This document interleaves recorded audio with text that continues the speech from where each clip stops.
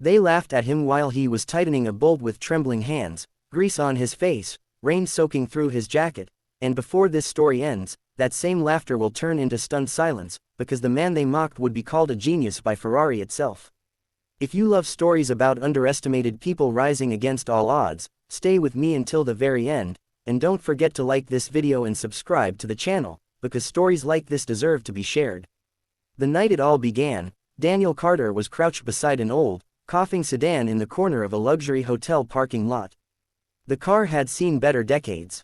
Its paint was faded, the bumper held together by zip ties, and the engine groaned like it had lived a hard life, much like Daniel himself.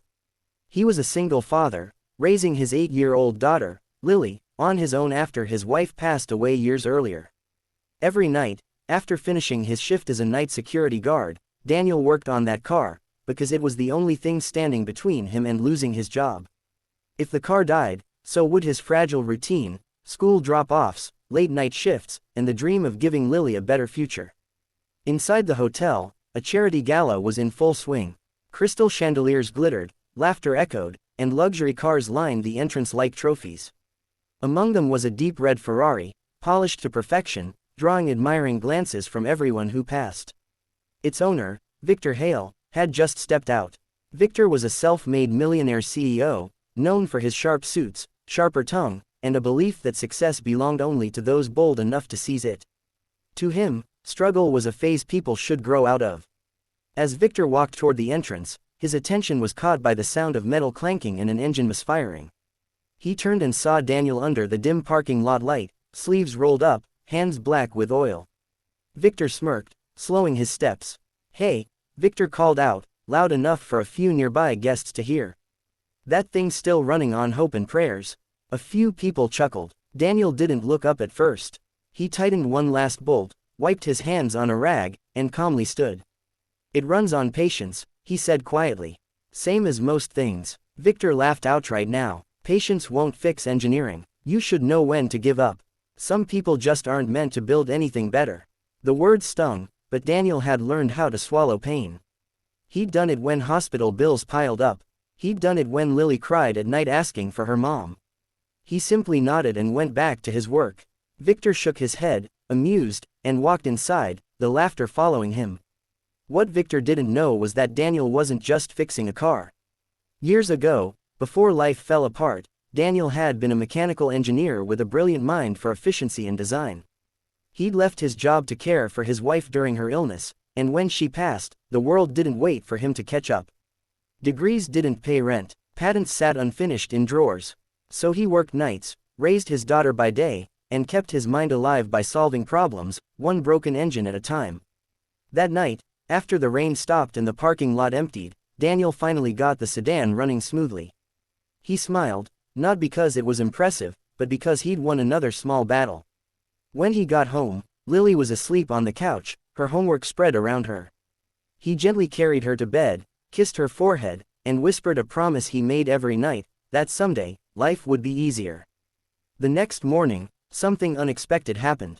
At Ferrari's nearby Service and Innovation Center, engineers were scrambling. A prototype performance system developed. For one of their next-generation engines had malfunctioned during testing. The issue was subtle, an efficiency loss under specific conditions, but it threatened to delay a high-profile launch. Dozens of experts had reviewed the data. No clear solution. One young engineer, exhausted and frustrated, pulled footage from a security camera overlooking the hotel parking lot next door. He'd noticed something odd the night before, a man working on an old sedan, making adjustments that mirrored some of the theoretical solutions they'd been debating. They replayed the footage, zoomed in, slowed it down. The room fell silent. The man, Daniel, had improvised a workaround using airflow adjustments and timing tweaks that addressed the very problem Ferrari's team was facing. Not in theory, in practice. Within hours, Ferrari executives were making calls. By noon, Daniel was at work when a black car pulled up beside him. A sharply dressed representative stepped out and asked his name.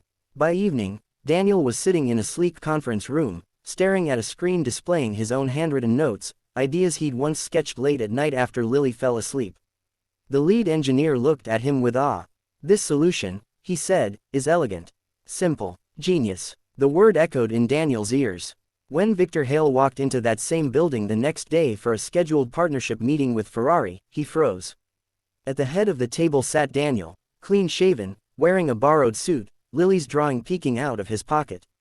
Victor's smile faded. Ferrari's director stood. "Mr. Hale, meet Daniel Carter, the engineer who just saved us months of delay. We're offering him a lead role in our innovation division." Victor remembered the laughter, the parking lot, the words he'd thrown so casually. Daniel met his eyes, not with anger, but calm. The kind that comes from knowing your worth without needing to prove it. That evening, Daniel picked Lily up from school in a different car, but more importantly, with a lighter heart. He knelt beside her and told her that sometimes, people don't see your value right away. That doesn't mean it isn't there. And that's the real lesson of this story. Never underestimate someone because of where they stand today. Greatness often hides in quiet places, under dim lights, doing unseen work. If this story inspired you, tap that like button, subscribe to the channel, and remember, your moment might be closer than you think.